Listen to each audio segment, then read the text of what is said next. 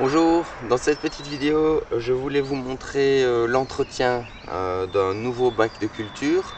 Donc ici, j'ai créé un bac de culture pour les incroyables comestibles.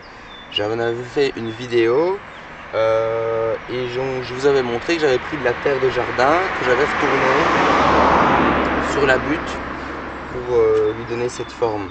Alors, je l'ai recouvert d'un peu de mulch, mais malgré tout, de toute façon, la première année, vous aurez toujours des mauvaises herbes qu'il faudra légèrement désherber. Donc, ici, j'ai un peu de chien-dent qui pousse. Donc, ce que je vais faire, c'est essayer de prendre avec la racine pour qu'elle ne se multiplie pas, qu'elle ne commence pas à s'étaler et bien sûr coloniser toute la butte, ce qui va empêcher nos légumes de pousser. Donc il y a toujours un peu de travail de désherbage, c'est normal. Parce que donc au début je dois laisser la terre aussi se réchauffer, donc j'ai retiré le mulch, je l'ai mis ici et donc c'est normal, la nature a tendance à toujours recouvrir le sol. Les herbes poussent, mais si vous ne retournez plus le sol d'année en année, vous aurez de moins en moins de mauvaises herbes.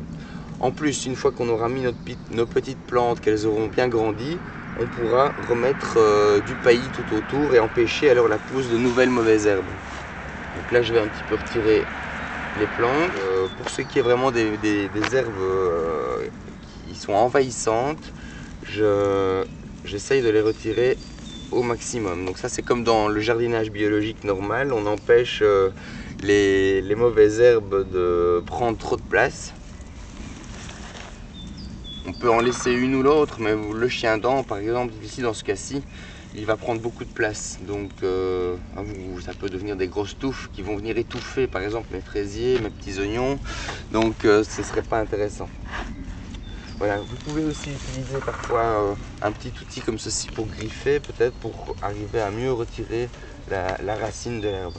Voilà.